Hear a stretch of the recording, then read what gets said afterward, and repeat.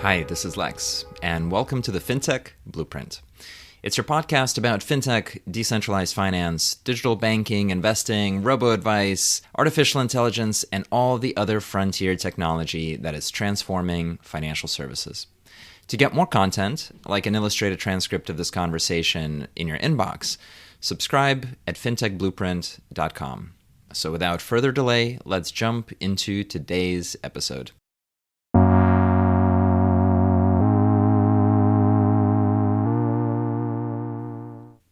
Today's podcast is a collaboration with Consensus, the market-leading blockchain technology company. Given its core position in the Ethereum ecosystem, we're able to bring you the most captivating industry insiders, from technologists and entrepreneurs to designers and creatives from all around the world.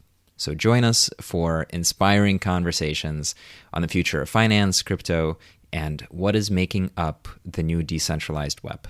And with that, let's get into it. Hi, Rune. Welcome to the podcast. Thanks for having me. I'm so excited for this conversation. You're a superstar and a DeFi legend and the CEO of Maker Foundation, which is associated with a core project that really powers all of decentralized finance and without which we would not have this ecosystem. So I'm really excited to talk about, both the project and its founding story, as well as what is coming on the horizon, again, to the actual project and then to the rest of the DeFi industry. And so with that, let's kick it off. How did you come to the idea? Talk a little bit about maybe your educational or formative background and then how that led you to such a large opportunity. Right. So it's a bit of a long story. I first got into Bitcoin in 2011. Bought my first Bitcoin at $2 back then. So initially I was studying international business and wanted to do startups and entrepreneurship or something like that. And I was actually living and working in China as well. So all of these things all came together, and then I discovered crypto, and it just immediately clicked for me. And I got really deep into Bitcoin and sort of like crypto as a whole, but especially Bitcoin and the idea of a global, unbiased currency of the people. It's just such a powerful idea, right? Yeah. And basically, I was a Bitcoin holder for many years and was really excited about it. And then went through multiple bubbles basically. And at some point, after one of the more serious crashes, I started to realize that the volatility of Bitcoin was a bit of a problem. So that's how I then started to look into stablecoins. So let me ask you just around the interesting statement, you got deep into Bitcoin. So Bitcoin is, of course, the actual asset class, and then there's the Bitcoin software, and then there's the Bitcoin community. When you say you got deep into it, what do you mean? I guess I would say it's sort of a combination of all three. I mean, really looking into the technology actually. And I remember, back in the day, we used to think that Bitcoin would be able to do all sorts of things, right? I think we kind of envisioned Bitcoin as the way Ethereum is today. But on top of that, there is the community, early on, there was this very unique ideology, really, almost like a religion of just like a totally, a strange worldview that was completely centered around Bitcoin was going to take over the world. Bitcoiners of the early days would write to each other on the internet things like, I'm confident we're going to be the new wealthy elite and that kind of stuff. Yeah. I find hilarious, having actually been a part of that. Well, it's it wasn't wrong. It's definitely like a black swan event, right? It's a low probability event, but when it hits, it's just insanely right. And I think that happened.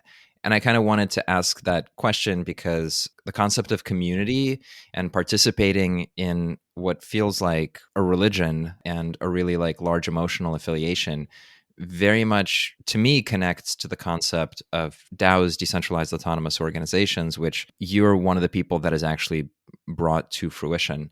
So tell us about Maker and kind of how you went from Bitcoin to Maker, what the core of it is, and then we'll talk about the governance piece. So what happened is, I I didn't really lose a lot of money, but I lost a lot of unrealized gains on my Bitcoin. And going through that roller coaster of feeling like you made a lot of money and then feeling like you lost a lot of money, it was just clear to me that that was not actually an acceptable user experience. I guess I just became more mature about it in a sense. And so I started to look into just alternative uses of the technology and specifically stablecoins. And so actually the key to sort of between me going from being a Bitcoin maximalist, essentially, and then eventually being a part of the early days of Ethereum and founding Maker and all of that stuff. So that was actually because I got into BitShares. So BitShares is actually a really unique project, I think, because it was so incredibly early. So already in 2014, they had invented things like DAOs, basically.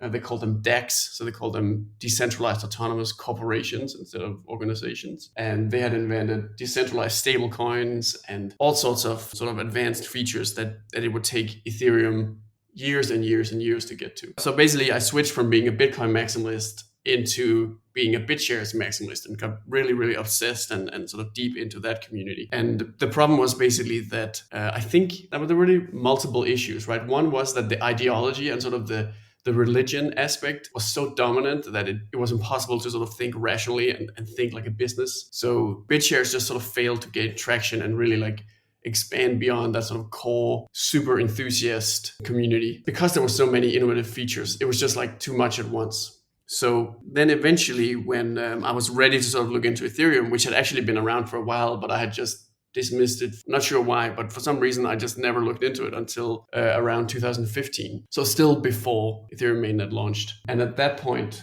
I realized that you could take the best of BitShares, which was the stablecoin and sort of this concept of a community that works together to maintain stability of a cryptocurrency. And that way you actually can get the stability of the traditional world, right? So you can get the user experience, the familiarity that makes it possible to sell it as a product, but you could get the advantages of decentralization, right? You could get the resilience, the self-sovereignty, and also efficiency and transparency of having it all run by a computer program and governed publicly, by sort of a publicly accountable group and community that all work together, right? And yes, like Ethereum was the perfect place for that. It was clear to me eventually in 2015 that the right move to do would be to build a project in Ethereum that focused only on doing the stablecoin. So instead of trying to do everything, we just try to do one thing, which is a stablecoin, and just try to do that really well. And then everyone else can build all the other stuff. That was sort of the beginning of what today is called money Legos, right? Or composability, this idea that everybody builds their own Lego and then others will build their own Legos, and then it will all be put together by the user essentially. And that way, you can just get much better products because everybody has a focus. So from there, we basically started to experiment with how to grow the project as a DAO and how to actually build it as a secure and scalable infrastructure and product. And there definitely was a lot of pivoting and experimentation with basically the model of the organization, because one thing that was clear was that security is extremely important. For instance, right, when you're handling people's money, you can't get hacked, like the DAO hack, which happened early on in Ethereum. So you need like an extreme sort of discipline and very long development times. And then you also need a lot of other things like integrations and just like accessibility for other developers and documentation and all these things. So ultimately, it ended up being clear that we required a really big team to get the protocol and the project bootstrapped. So the realization it was quite a while before we actually moved in the direction of the foundation in Maker. So we didn't actually have the foundation initially, but we basically used it to solve these problems of how to manage a very large team that can bootstrap the DAO. And then finally today, I mean, we've the foundation then managed to first launch the beta version, right? Single collateral DAI and have run that successfully for about 2 years. And then having launched the full system, multi-collateral DAI, and delivering some final updates, like sort of upgrades and finishing touches to it so that it's fully secure and fully scalable. And now we're actually at the phase where the foundation is dissolving. So we're sort of going back to where we started, which is this idea of a fully autonomous DAO that's just runs itself, controlled by the community, doesn't really have a core team in that sense, and doesn't have an organization at its center. It's really exciting. I mean, we're really in the most crucial period of the project ever because we are transitioning away from having a foundation. There are so many interesting concepts that you've touched on. So like one of the things that always sticks with me is like Bitcoin and the blockchain are a stepwise function up for digital scarcity. And then Ethereum is a stepwise function up again for programmability. And the money Legos concept, you're essentially like you're parallel processing innovation where you can move in a very literal sense 100 times faster than a BitShares, which is trying to do it sort of single track. And then you can have competition even for the same use case among multiple teams, and you kind of have this capitalistic set of outcomes that gets you best in class for collateralization, best in class for lending, best in class for insurance. And it's been pretty amazing to watch that kind of come together. I'm curious, have you ever read Accelerando by Charles Stross? No, I haven't. It's a fantastic sci-fi book from like the mid 2000s. And the way the Cryptonomicon kind of predicts Bitcoin, Stross predicts DeFi in an eerie sense. He has a bunch of machines essentially who are semi-sentient and are on the way to the singularity. It takes place somewhere between like 2005 and 2050. So he covers that time frame. And so he has a whole section devoted to a new version of machine-driven capitalism emerge, to the point where the capitalism that the machines practice, the economics that they practice, is incomprehensible to like normal business people and financiers. And at the same time, there are all sorts of organisms and like human technology hybrids floating around. And so I always point to that book as being really prescient about kind of this concept of a DAO, a decentralized autonomous organization. And you mentioned the framing of that as a corporation or an organization. And then there's the word autonomous in it, which sort of hints at artificial intelligence, although that's not really the case today. And then there's the decentralization aspect. Do you mind unpacking just the word DAO and what you mean by it, and maybe just like sculpt away at the definition of what it could be? Yeah, that's a great thing to get into. I mean, and it is actually really hard to define it, right? Everyone sort of defines it in a different way. It's kind of like the concept decentralization, which itself is super subjective, and everyone tends to define it in a particular way that sort of fits their worldview, right? But I think instead of trying to sort of define it abstractly or as some sort of ideal, because again, that's very subjective, I think actually what, like the way I can try to discuss it is actually by talking about like the very concrete and specific steps that the maker community is taking in order to sort of achieve this goal of having an autonomous control over the protocol, right? So in the past, we've had the foundation. I mean, we still have it, but it's already going away. Like it used to basically develop every aspect of the protocol. Nowadays, it's only developing a small piece of it, and eventually it will develop nothing, right? So then instead, the MKR holders, the people who hold the MKR token, which is the governance token and sort of, I mean, the ownership token, you could say, of the DAO, right?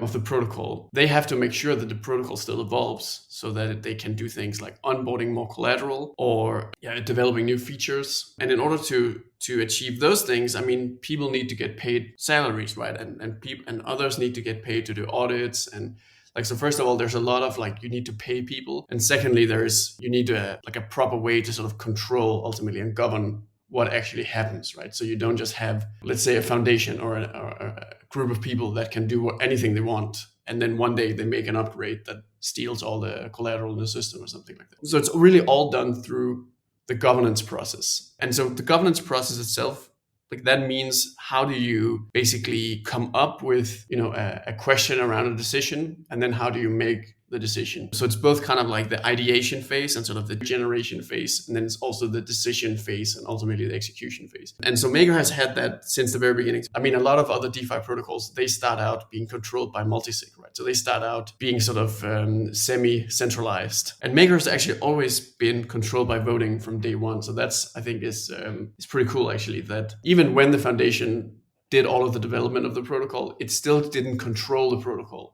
It still had to ask the community for permission in order to make an upgrade to the protocol, for instance. So the way that the community gives permission in a DAO is through on-chain voting, right? The really basic idea is if more MKR, I guess, if more people, if more token holders vote yes to a particular proposal, then there are people who vote no on chain, so that the protocol can actually see this and verify that there are more yes votes than there are no votes. Then the proposal is accepted. And what that actually means is that like the proposal is basically a piece of code that the protocol then runs, and then ultimately that can contain something like an upgrade or a new feature or a new collateral type or something like that. Like, so the community has controlled how to include these upgrades since the very beginning. But now we're at the stage where the community is going to start actually paying people to make these proposals instead of relying on the foundation to come with these proposals. And then there's a whole extra layer of like the social layer, we call it, right? Which is actually, in many ways, it's actually more complex than the technical layer when it comes to a decentralized autonomous organization, because you need to ensure that there's transparency so that you can see what everyone's doing. You need to have a fair way for anyone to offer their services, to get fair pay, to get fair consideration of their ideas and their skills. And so the community has been practicing and working towards that using tools like the Maker Forum and also the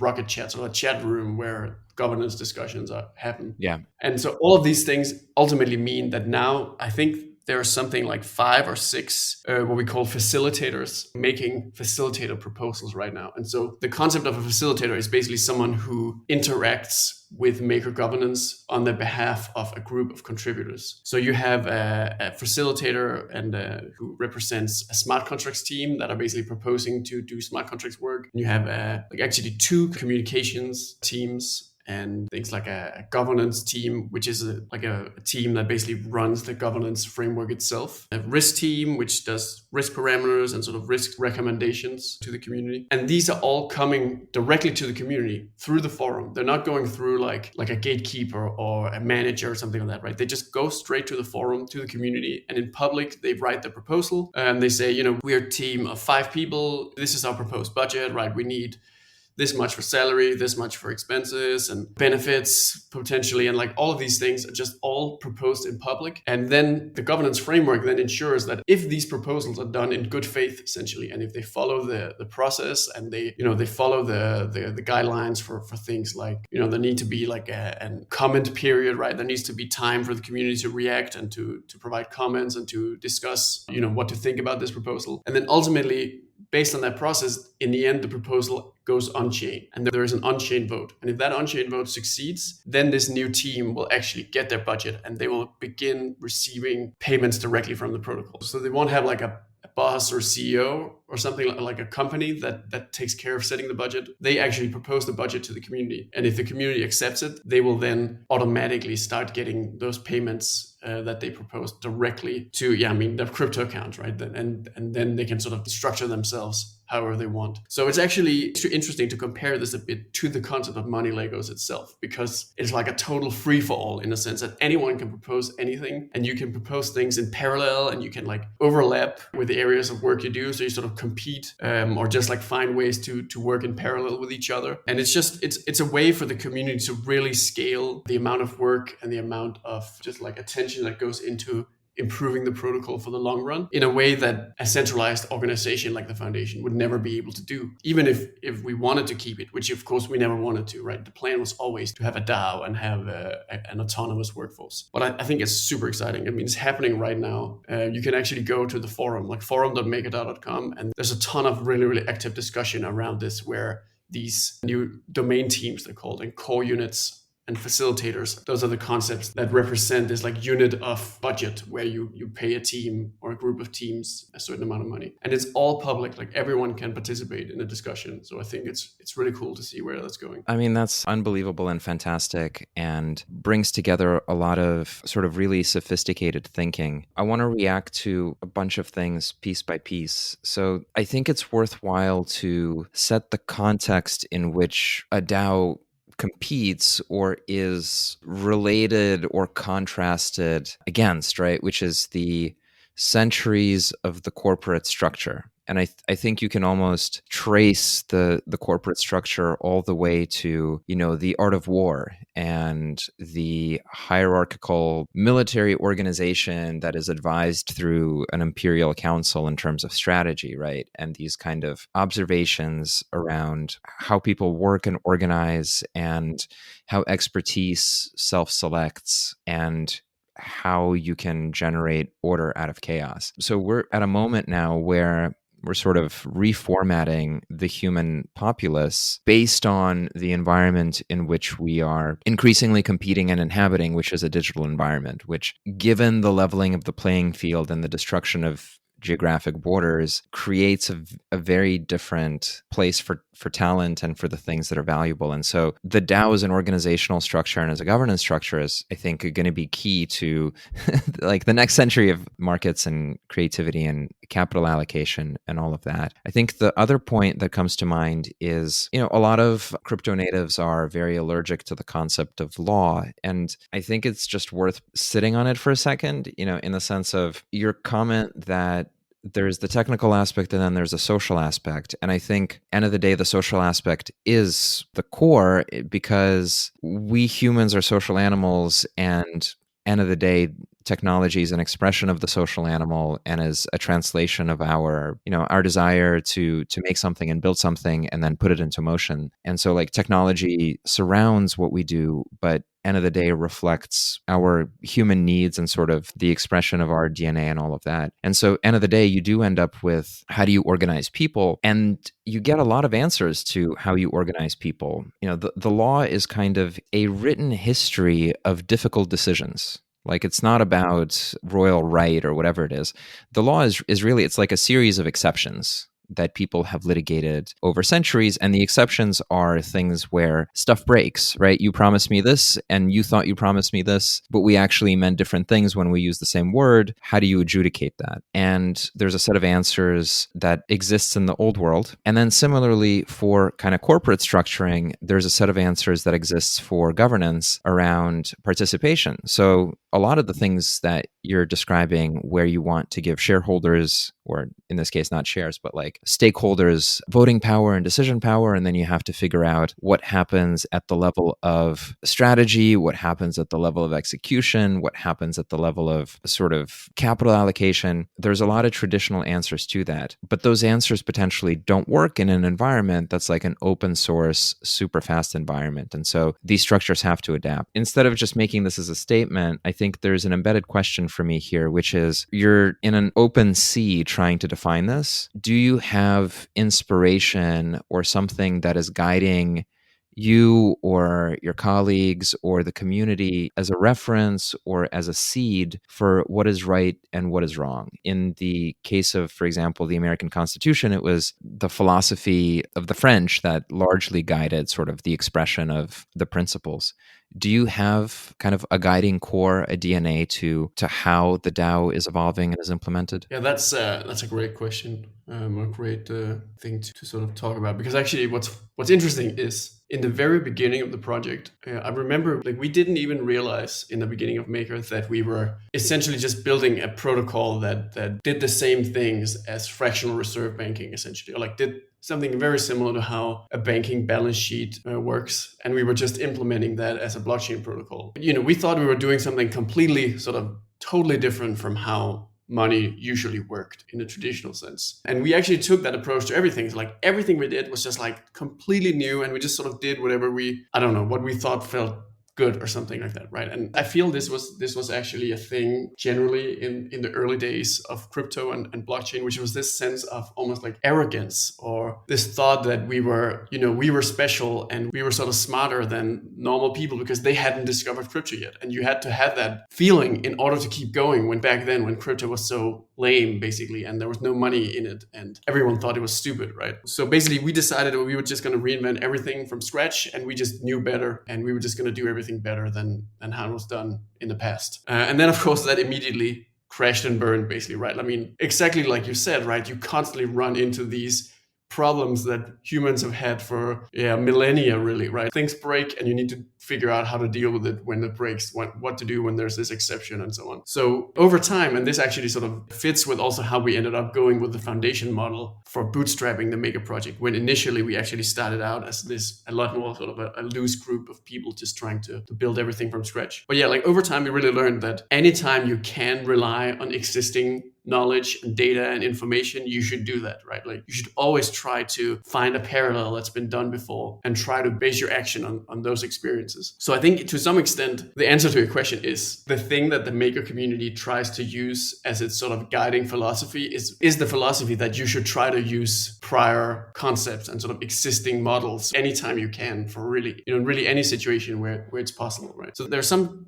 situations where there's just nothing. It's just a totally unprecedented thing you're trying trying to deal with. There are certain areas where some of the game theory, for instance, in Maker is just completely, there's nothing like it really. But there are other concepts like how to do a transparent organization or like a flat organization, and how to do compensation in that type of environment. And yeah, like how to do like fair voting and how to do fair elections and that kind of stuff. Like all of those concepts, I think actually ended up being to a certain extent based on existing knowledge or existing experiences, even from outside of crypto. So there actually is there is a sort of a phrase for this in the community, although we don't really use it anymore because it's a little bit misleading, right? But it's a concept of scientific governance. So the idea is that, you don't just make decisions because you feel like it.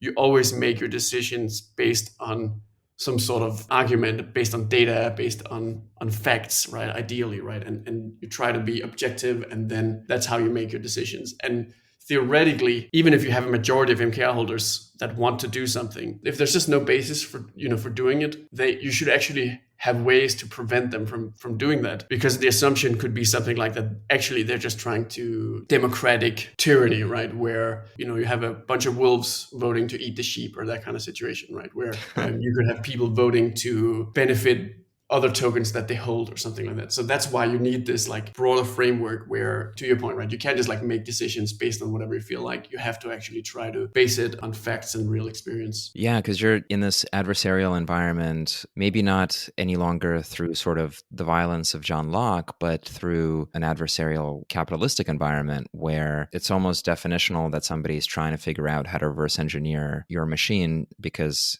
it's a honeypot and they certainly would like to reach into it. So you've got to figure out a path for them to shake it in a way that actually benefits everybody versus breaks the whole thing. I could spend a lot of time on this topic with you, and I want to do it, but maybe another time we'll go even deeper on it. I want to move us along to kind of the role of Maker in DeFi. And if I can project out the vector of where you're going, it's the role of Maker in DeFi. It's almost like the training bike for the role of Maker in the whole economy. Now, DeFi may or may not become the whole economy, and I hope it does. But if we start looking at putting traditional financial actors and traditional assets as collateral to power more crypto native cash equivalents in DAI or other things on your radar, can you talk a little bit about how you see both Maker and DeFi interacting with traditional finance and traditional economies, and then sort of your planning to grow that and to create bridges and catalyze continued change? I think that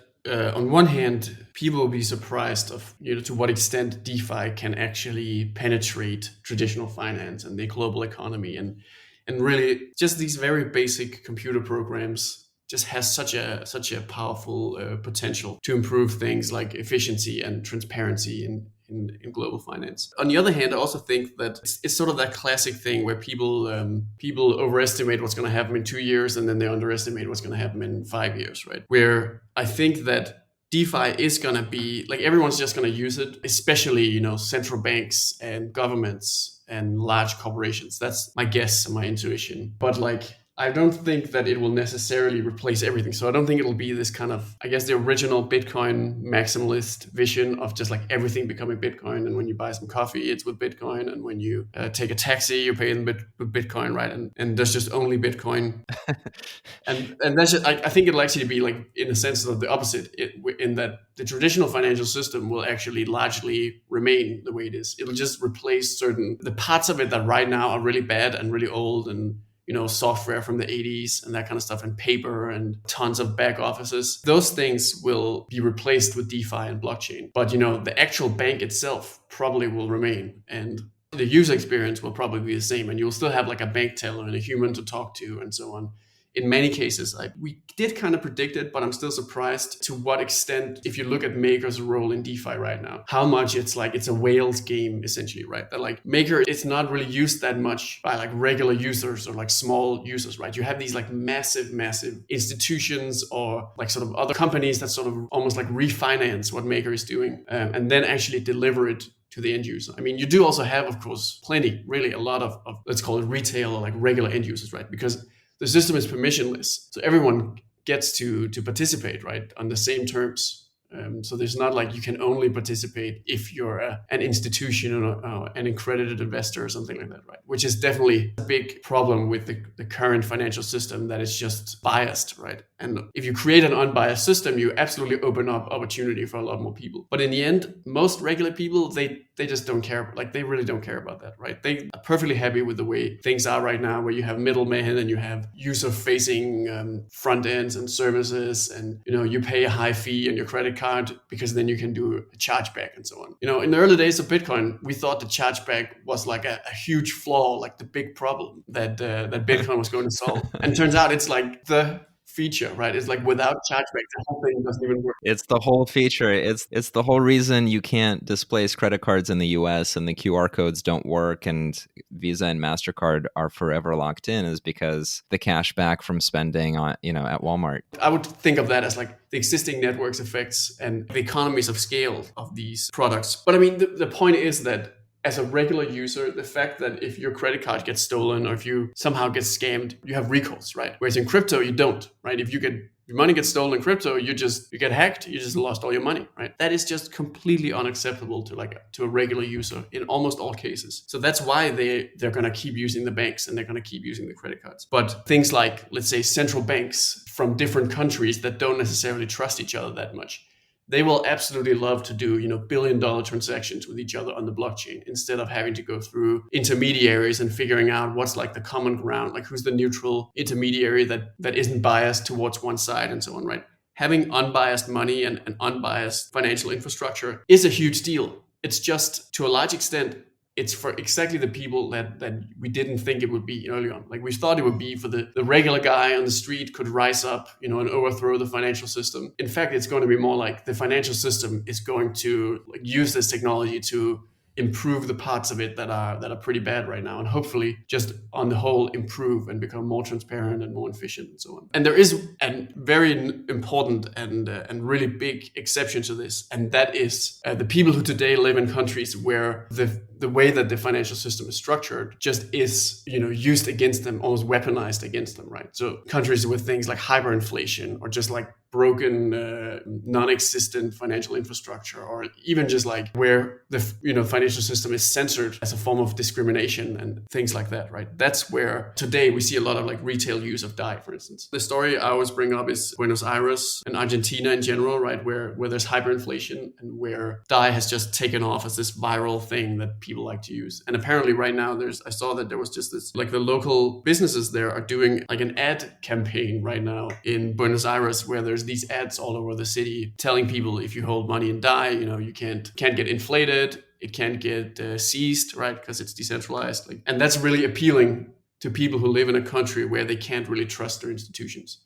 But if you live in the US or if you live in Europe, it's a totally different story. Like, you don't care about that at all. You trust your bank. So like, the regular guy is not going to adopt crypto. The bank is going to adopt it to improve their services. Yep. I completely agree with what you've said. And I think the sort of easy distinction to make is that people kind of lump together and confuse is distribution versus manufacturing. And fintech over the last 10 years has been all about distribution, of putting point about you're going to keep talking to a person in a bank branch or to your financial advisor. Well, largely that has also shifted into the phone, but the types of companies that have shifted that into the phone don't really care about how the product is produced. They just care about how to acquire attention. And so they're the storefront, and we know them as the Robinhoods and the Revoluts and the Chimes and so on and so forth. Those companies have said democratize access to finance, and what they've meant is sell to everybody. Whereas the crypto machine is doing the opposite, which is it's the factory for making the thing. And, like for people who've been in finance for a while, it's sort of just, it's bizarre in a way, because you have what is the equivalent of an institutional capital markets desk inside of a UBS or a Goldman Sachs that does structured products or is collateralizing stuff and issuing notes or is doing interest rate swaps. This is the work of somebody who really cares about making the financial product. And that is what DeFi has enabled. It's allowed anyone, we say to be your own bank, but it looks a lot like be your own institutional capital markets desk in terms of the things that it produces. And I totally agree with you that for the average person, they do not want to run an institutional capital markets desk. It's like there's no worse fate than having to trade derivatives and figure out options pricing. But for some people, it is a fantastic option, and for the financial industry, the manufacturing layer of DeFi is like strictly better over the long run than what we have in finance today. I'm a maximalist in terms of thinking about financial infrastructure being replaced by DeFi in the medium to long run, because it is just literally better in most ways. But for some obstacles like scaling and transaction throughput and sort of the uninteresting but unfortunate topic that has to be talked about, which is sort of the gatekeeping for regulation and KYC/ML and things of that nature. To round us out, can you talk a little bit about how you're looking at layer twos and maybe bridges to optimism, and then how you're looking at the other attributes of running? And again, given that it's a decentralized protocol, the word running is maybe wrong, but what is the posture towards scalability, towards interaction with attributes of the financial system that might not be yet turned on or working in DeFi, but are necessary for that next step? Yeah, I mean, to sort of refer back to what we were talking about earlier with the DAO and the foundation shutting down, I think the most important point to make is all of these new things that are happening in Maker, including things like using real world assets as collateral, and like this whole concept of hiring the facilitators and the domain teams to work directly for the community. And also the efforts that are happening now in Maker with optimism and scalability. The foundation is not involved. So all of that is done by the community itself and contributors that work in the community rather than in the foundation. So I can't really say sort of the direction or like like the vision for it in the same way that I could talk about the plans for the foundation in the past, which is great. I mean, because it's much better to have this like shared vision by the community, right? But I can talk about basically what's happened so far, basically, right? And sort of give an overview, because there is a lot of incredibly exciting development. Like there's so many things being worked on in parallel right now. So the scalability question is of course one of the really it's like the biggest question. I mean, I always get asked about that every single time. And actually in the past, I would always say actually an even bigger question than technical scalability is economic scalability. So basically, how do you safely scale a stable coin to trillions of DAI in circulation, right? Because you can't just back that with ETH only. Then you create a single point of failure, right? You need to diversify your collateral. And there is a lot of work being done on that in the community. However, I think right now the pressing question is actually the technical scalability, because the fees have just gotten so out of hand that finally there's that momentum to finally do something about scaling and getting the fees down. So right now, there's basically some of the independent developers in the Maker community are working on a bridge of the DAI token and like an official version of the DAI token on Optimism with some extra features where basically they use the ability of Maker to issue credit in order to then have Maker essentially take the risk and essentially finance fast withdrawals out of Optimism. So what that means is DAI will be incredibly easy to move between Optimism and between the Ethereum mainnet, which I think is crucial, because I was actually I wasn't too happy and too, I didn't think of Optimism very positively when I first heard about the 7-day withdrawal delay. Like to me, that seemed a bit of a non-starter, because if you have a large amount of capital, you don't want to have it sitting there for 7 days. Like you can earn a high rate in DeFi right now, right? So it would actually be expensive to move money back and forth. And with this feature from Maker, then suddenly it can get a lot cheaper to move the money back and forth. And then through that, I think that Optimism has the potential to become this like natural extension of Ethereum mainnet, where you will initially see a lot of DeFi will flow over there, and you will get composability and money Legos. You'll have liquidity and just like, at least that's my theory, that the community will sort of converge on one new shard at a time, like one new place where you have a lot of activity at a time, because crypto only makes sense when there's network effects. That's also why it's so incredibly hard to bootstrap a new layer one. So I think that's really exciting. And the most exciting part of it is that Maker is now doing this autonomously, rather than having the foundation having to plan and having to predict, is it Optimism? Is it Arbitrum? Is it another blockchain than Ethereum? You shouldn't really have a foundation making those decisions. It's much better having a community that can just go whatever direction they want and do multiple things at once if they want to. But then on top of that, having work being done on the scalability, I think is really exciting. But then there is the other question, which is the economic scalability of the system. So even if you can do tons of transactions for billions of people, you still need to find a way to safely provide them with stability so that you're not telling them that you have a stable currency, but it's all backed by a couple of eggs in one basket, right? So it could all fail. That would be, would actually be a really like a disaster if that's where DeFi ended up going. The stuff that was manufactured, if that ultimately was unsafe, and it was hidden the whole time until one day it all erupts, and then there's a huge financial crisis, kind of like the mortgage crisis, right? Where it turns out the thing that sits at the core of the system isn't really stable and safe the way that everyone pretended it was. So Maker is really, so Maker has always been focused on that from day one. Early on, the community actually believed, and me especially, sort of as the residual Bitcoin maximalism, I guess, we were convinced that you could do this with only decentralized collateral.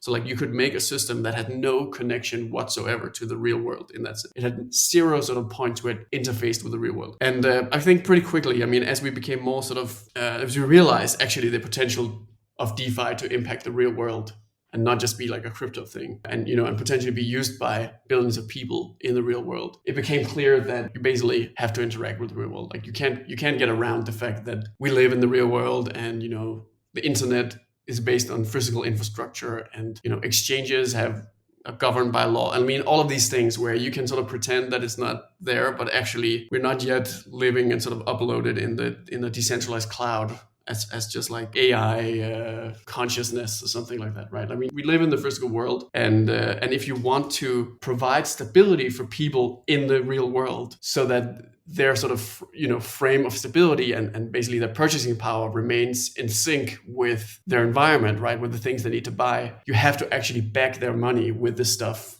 that's related to the things they need to buy. I hope that makes sense to you, right? That like you just cannot like provide stability for, let's say, a farmer in Argentina if you're providing the stability purely based on abstract crypto stuff that really has no connection whatsoever to, let's say, agriculture or something like that, right? Because those two things could totally diverge. You could have farming and the economy of Argentina. That's a little bit of a weird example, but you could have that go perfectly well while crypto crashed to nothing. Someone like that, they would never want to have their stability tied up in something completely different. So that's why the answer is diversification. You really have to try to back money with basically everything you can, because that way there's some stability for everyone, right? Like there's nobody who has this kind of like asymmetrical exposure where everything could be going fine in their country or their economy or whatever they're doing is fine, and then suddenly their money becomes worthless. Again, that's just like it's not an acceptable risk. Yeah, I think the game is not best commodity. The game is human economic activity, and human economic activity it's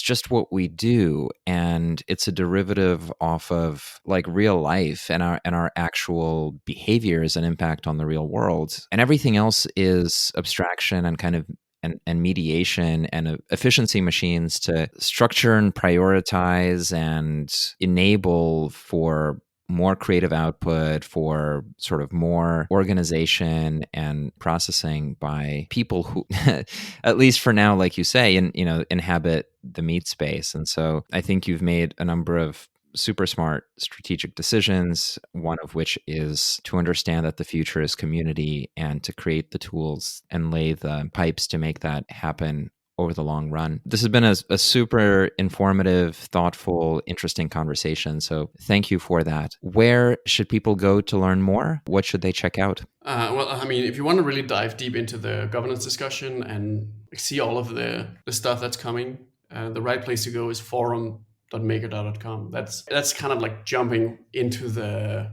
the headquarters of MakerDAO, right? Where that's actually where all the decisions are made and where all of the, for instance, the facilitators, the mandated actors, as they're called, like the people who sort of work and have been appointed by the community to organize the decentralized workforce. That's where they're active, and that's where the community members discuss all the ideas and so on. Then there's also the chat, which is on chat.makerdao.com. That's just like a more community, real-time discussion and sort of hanging out in a sense for the community. And then there's a Twitter at MakerDAO where you can just get latest updates. It's run by the foundation right now, so it actually is not. It's sort of limited in what information it shares because the foundation specifically cannot communicate on behalf of the DAO, right? Because the foundation is different from the DAO. If people are actually interested in really diving into this, it's a steep learning curve to jump into the forum, but it's absolutely worth it. I mean, I don't think that there's anything like it elsewhere in DeFi right now. Like the governance system of Maker it's something that has evolved for years, like for 5 years, actually. It's just been continuously iterating. So it's very advanced. I mean, it's very complicated, but it's also very exciting to see it actually work because you have a decision-making process and a governance process that is fully decentralized. Absolutely. Rune, thank you so much for joining us today. Thanks so much for having me. Hi, everyone. That's it for this week's episode of the FinTech Blueprint. For more technical deep dives into all things fintech and decentralized finance, check out fintechblueprint.com and grab a free subscription to the newsletter. This is Lex, and I'll see you next time.